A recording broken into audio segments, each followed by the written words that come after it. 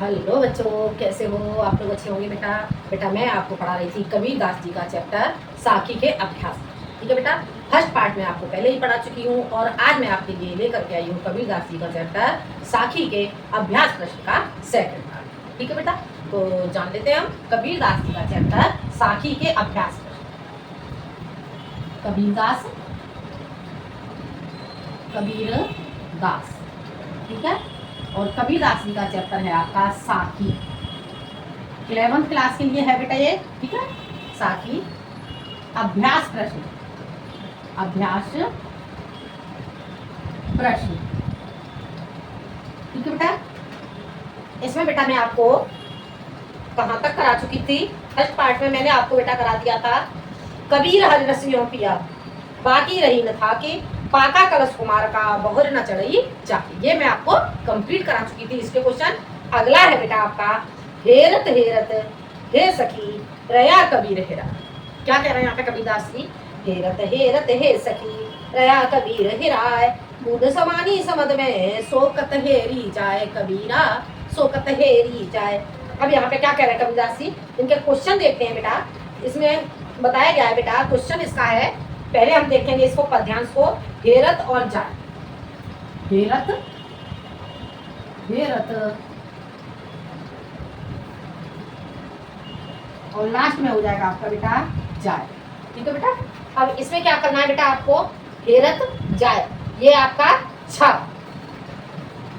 छा छा खंड है बेटा आपका ये, ठीक है। अब देखते हैं बेटा हम इसे क्या बताया गया इसमें। पहला क्वेश्चन है बेटा आपका इसमें, उपर्युक्त पद्यांश का संदर्भ लिखिए। यह क्वेश्चन बेटा आप लोग कर ही लोगे, मैं पिछले वीडियो में आपको समझा चुकी हूँ। अगला है पद्यांश के कवि एवं पाठ का सारांश लिखिए। ये क्वेश्चन भी आप कर ही लोगे। अगला क्वेश्चन है आपका रेखांकित अंश की व्याख्या कीजिए। तो मैं ये आपको समझा देती हूँ, रेखांकित अंश की व्याख्या, ठीक है। ये आपका हो जाता है सेकंड क्वेश्चन, रेखांकित अंश की व्याख्या। रेखांकित अंश की व्याख्या, रेखांकित अंश की व्याख्या करनी होगी बेटा। तो इसे आप कैसे करोगे? देखो पहले देखेंगे हम अंडरलाइन कहाँ पर किया हुआ है। अंडरलाइन आपका किया हुआ है बूंद समानी समद में सोकत हेरी जा। तो अब इसे लिखेंगे बेटा हम प्रस्तुत पद्यांश में, प्रस्तुत पद्यांश में, प्रस्तुत पद्यांश में कबीरदास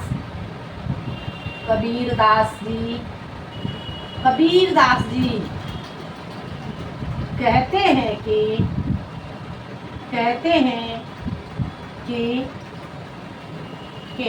जिस प्रकार पानी की एक बूंद, पानी की एक बूंद के समुद्र में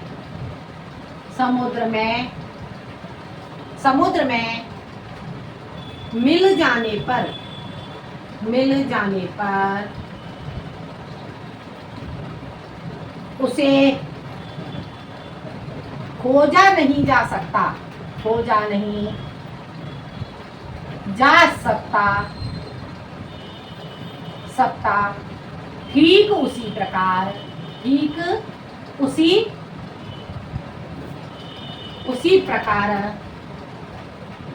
ठीक उसी प्रकार आत्मा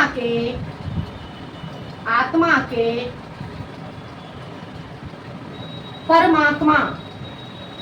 परमात्मा में विलीन हो जाने पर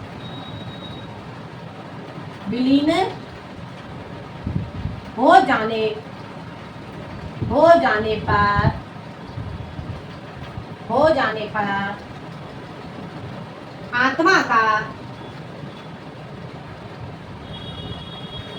अस्तित्व ही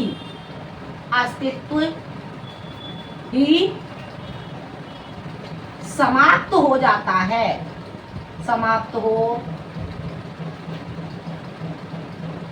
है, अर्थात अर्थात अर्थात आत्मा आत्मा परमात्मा में मिल जाती है, मिल जाती है। ठीक है बेटा, जैसे कि मानो समुद्र में एक पानी की बूंद डाल दी जाए और फिर आप कोशिश करोगे कि समुद्र से आप उस पानी की बूंद को अलग कर सको, क्या कर सकते हो? नहीं कर सकते। उसी प्रकार से यदि आत्मा परमात्मा में विलीन हो जाती है तो उस आत्मा को मोक्ष की प्राप्ति हो जाती है। आगे बेटा समझ में?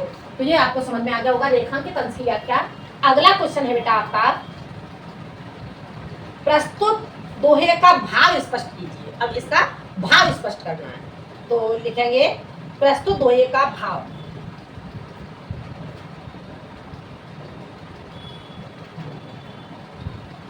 प्रस्तुत दोहे का भाव। प्रस्तुत दोहे का भाव क्या हो जाता है बेटा?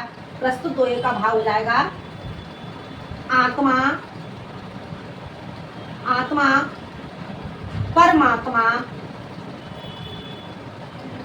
परमात्मा का मिलन मिलन व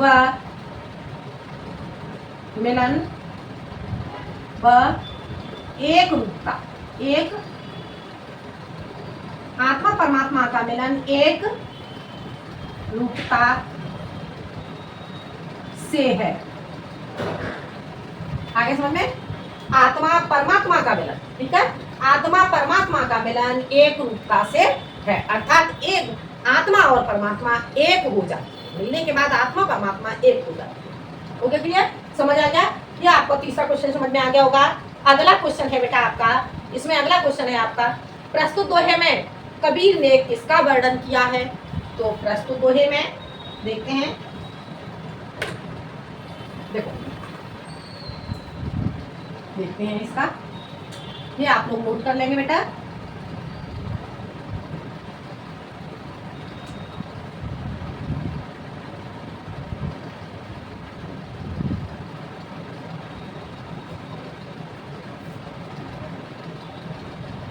क्वेश्चन है आपका इसमें 4, प्रस्तुत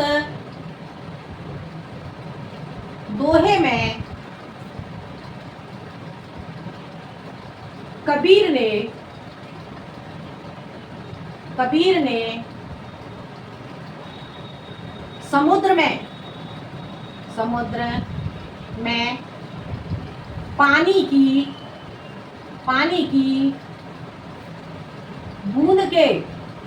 बूंद के मिलन के माध्यम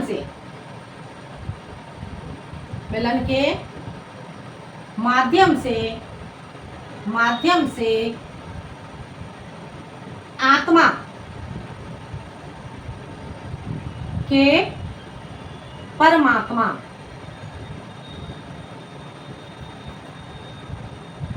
में मिलन का वर्णन किया है। ठीक है बेटा, या ऐसे लिख सकते हो या फिर डायरेक्ट ऐसे भी लिख सकते हो, प्रस्तुत दोहे में कबीर ने आत्मा परमात्मा के मिलन का वर्णन किया है, इतना भी लिख सकते हो। ठीक है बेटा, अगला क्वेश्चन है आपका, प्रस्तुत दोहे में कौन सा अलंकार है? आपको इसमें अलंकार बताना है, तो इसमें लिखोगे प्रस्तुत दोहे में अनुप्रास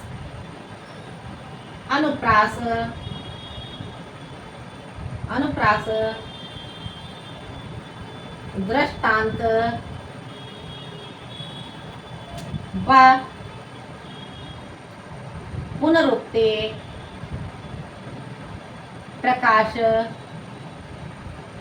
अलंकार है। आगे समझ में?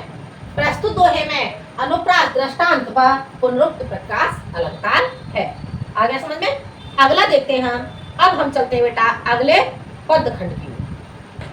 देखते हैं अगला 6 खंड बेटा आपको समझ आ गया होगा। अब हम देखते हैं जखंड। जा खंड को हम कैसे करेंगे जान लेते हैं बेटा। जा खंड में क्या बताया गया है, प्रस्तुत दोहे जा खंड में बताया गया है आपका, कबीर यह गर प्रेम का खाला का घर नाए, शिशु तारे हाथी करे सो बैठे घर माए। अब क्या कह रहे हैं यहाँ पे देखो कबीरदास जी, देखते हैं हम इसके क्वेश्चन कैसे सॉल्व करेंगे जान लेते हैं बेटा। देखते हैं हम जाखंड कबीर माही, पहला हो जाएगा आपका कबीर जा, कबीर, और उसके बाद आपका हो जाएगा बेटा माहे, माही, ठीक है। अब क्या करना है बेटा, कबीर माही। अब हमें इसके क्वेश्चन देखने हैं बेटा। क्वेश्चन में इसका पहला क्वेश्चन है, उपर्युक्त पद्यांश का संदर्भ लिखिए। ये क्वेश्चन आप कर ही लोगे, बता चुकी हूं मैं आपको, इसके लिए पिछला वीडियो देख लें। पद्यांश के कवि एवं पाठ का नाम लिखिए, ये क्वेश्चन भी आपको बता चुकी हूं मैं। रेखांकित अंश की व्याख्या कीजिए, क्वेश्चन करना है आपको रेखांकित अंश की व्याख्या। रेखांकित, रेखांकित अंश की व्याख्या, व्याख्या। अब रेखांकित अंश की व्याख्या करने के लिए बेटा आपको देखना होगा कि रेखांकित कहाँ पर किया गया है, ठीक है। तो इसमें रेखांकित क्या किया है आपका, शीश उतारे हाथ करे सो बैठे घर में, ठीक है। अब हमें इसका अर्थ करना होगा, तो प्रस्तुत पद्यांश में,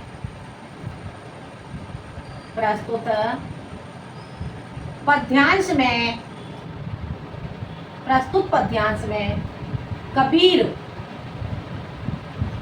कबीरदास जी, कबीरदास जी कहते हैं कि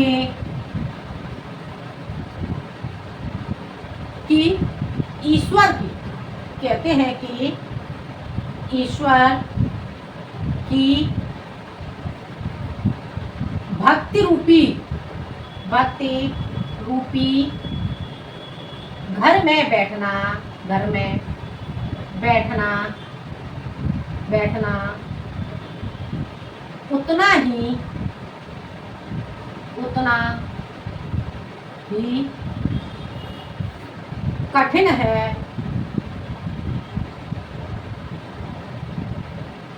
कठिन है जितना,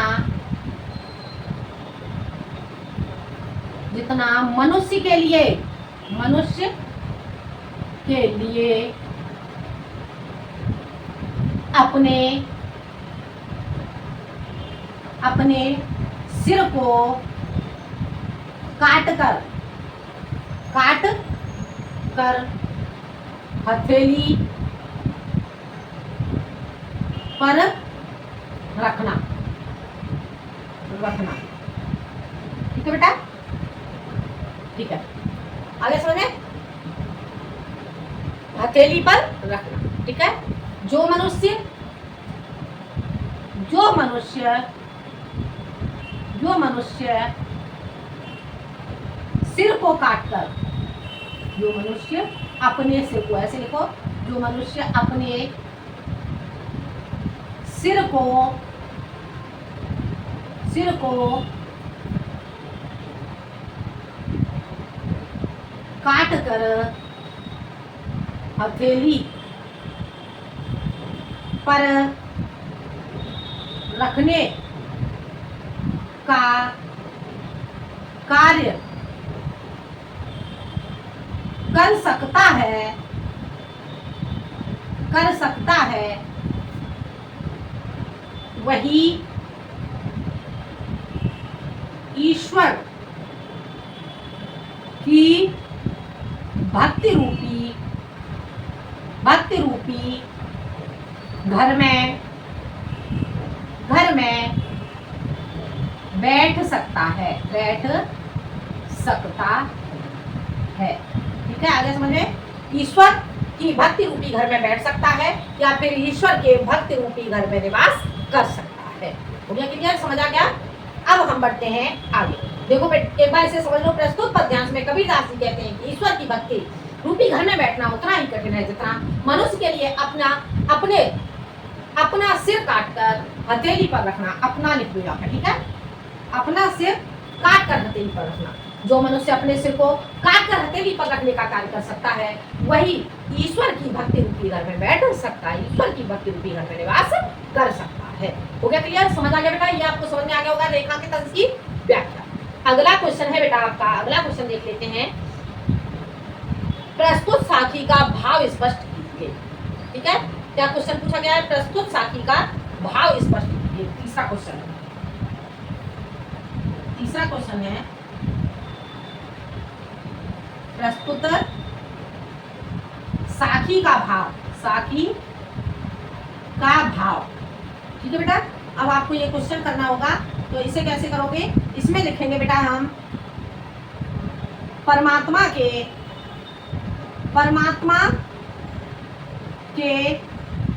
प्रेम रूपी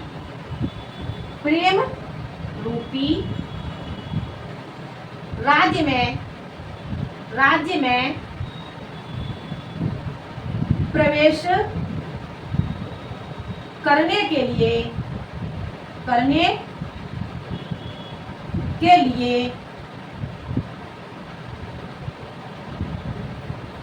ये अहंकार का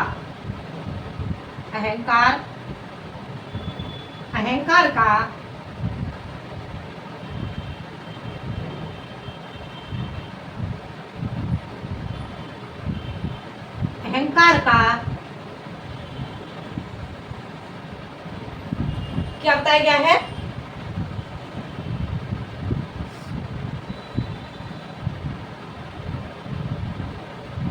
अहंकार का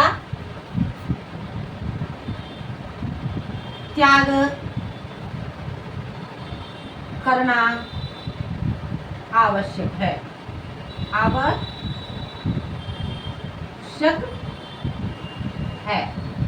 आगे समझ में? ठीक है, हो गया क्लियर? समझ आ गया? अगला क्वेश्चन है, ईश्वर का प्रेम पाने के लिए साधक को क्या करना चाहिए? तो ईश्वर का प्रेम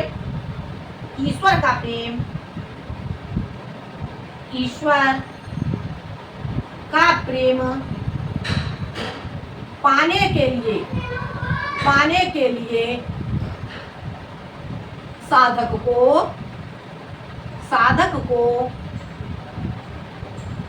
अहंकार का त्याग करना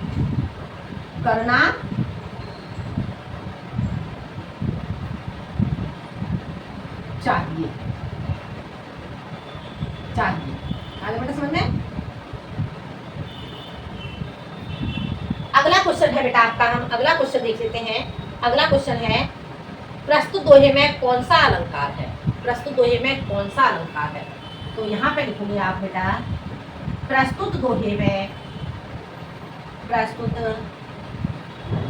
में रूपक अलंकार है।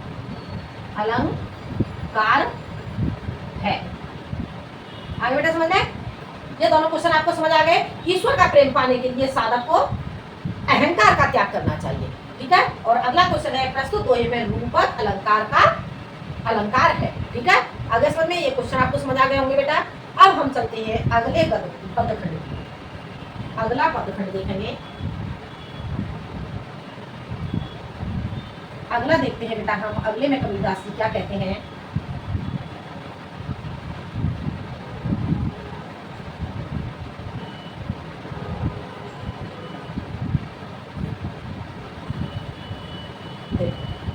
अगले में कबीरदास जी कहते हैं, जब मैं था तब हरे नहीं,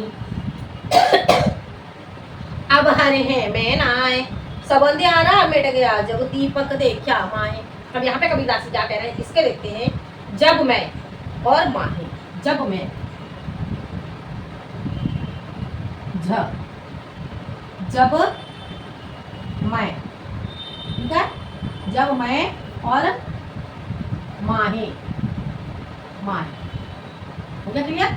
समझ आ गया? इस तरह से हो जाएगा आपका जखंड। अब क्या करना है, पहला क्वेश्चन है आपका, उपर्युक्त पद्यांश का संदर्भ लिखिए। ये क्वेश्चन आप लोग कर ही लोगे। कवि, पाठ के कवि एवं पाठ का नाम लिखिए। ये कर ही लोगे आप क्वेश्चन। अगला है रेखांकित अंश की व्याख्या कीजिए। तो क्या करना है आपको, रेखांकित अंश की व्याख्या करना। देखो रेखांकित अंश की व्याख्या, सेकंड क्वेश्चन है रेखांकित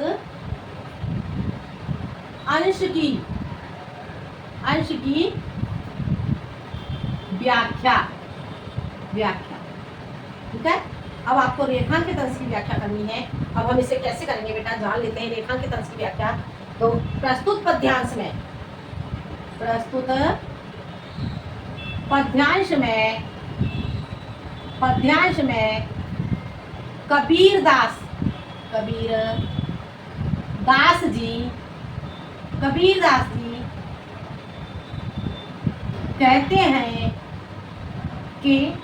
कबीर दास जी कहते हैं कि क्या कहते हैं कबीरदास जी कहते हैं कि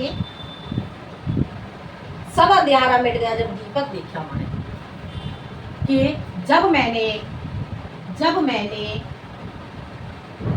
मैंने ईश्वर के गुरु के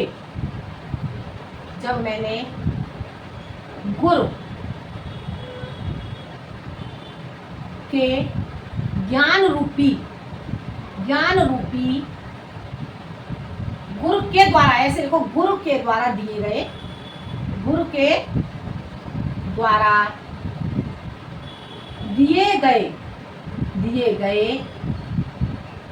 ज्ञान रूपी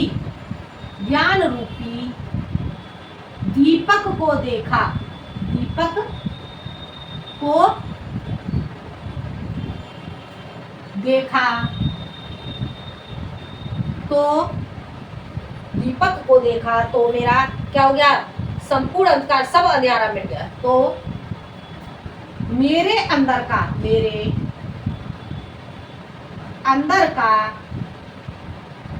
संपूर्ण अंधकार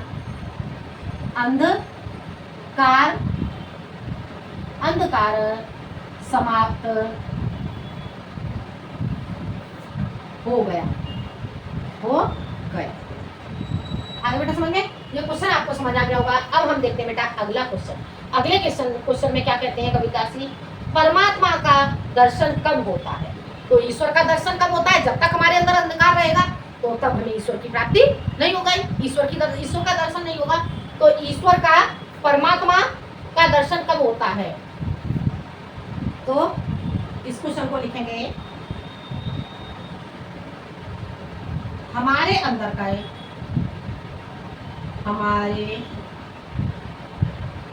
के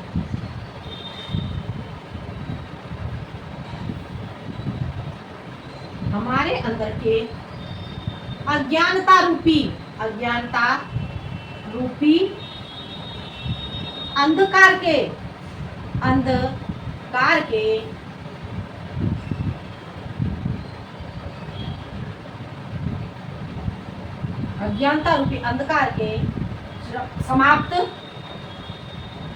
होने पर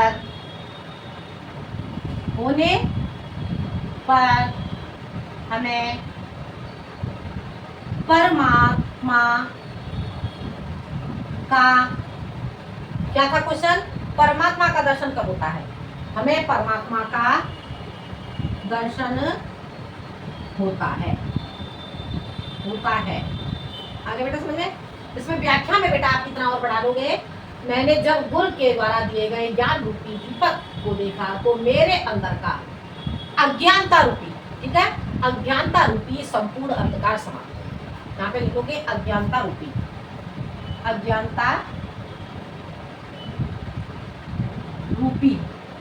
ठीक है, अज्ञानता रूपी संपूर्ण अंधकार समाप्त। क्लियर, समझ आ गया। अगला क्वेश्चन है बेटा आपका, अगला क्वेश्चन इसमें क्या पूछा गया है, अगला क्वेश्चन है प्रस्तुत दोहे में किसके दुष्परिणाम पर प्रकाश डाला गया है। तो प्रस्तुत दोहे में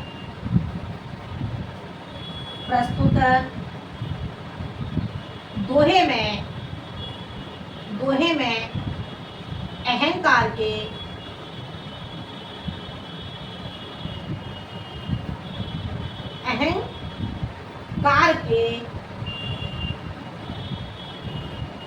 दुष्परिणाम,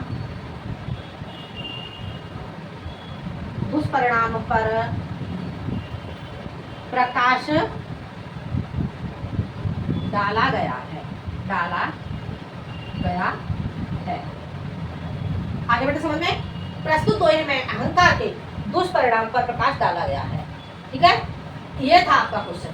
तो ये बेटा जो कबीरदास जी की साखी है, साखी आज आपकी कंप्लीट हो जाती है। और अब मैं आपको समझाऊंगी बेटा जो आपका साखी के बाद आपका जो अगला है, ठीक है, साखी के आगे के जो पद्यांश है आपके बेटा पदावली के, ठीक है, तो उसके पदावली के अभ्यास प्रश्न मैं आपको बताऊँ। ठीक है बेटा, तो अगले वीडियो में बताती हूँ क्योंकि फिर वीडियो ज़्यादा लंबी हो जाती है तो आप लोगों को समझने में प्रॉब्लम आएगी। ठीक है बेटा, तो ये बेटा आप लोग इतना आप जो कबीरदास जी की साखी है, कबीरदास जी की साखी आप कंप्लीट कर लेंगे।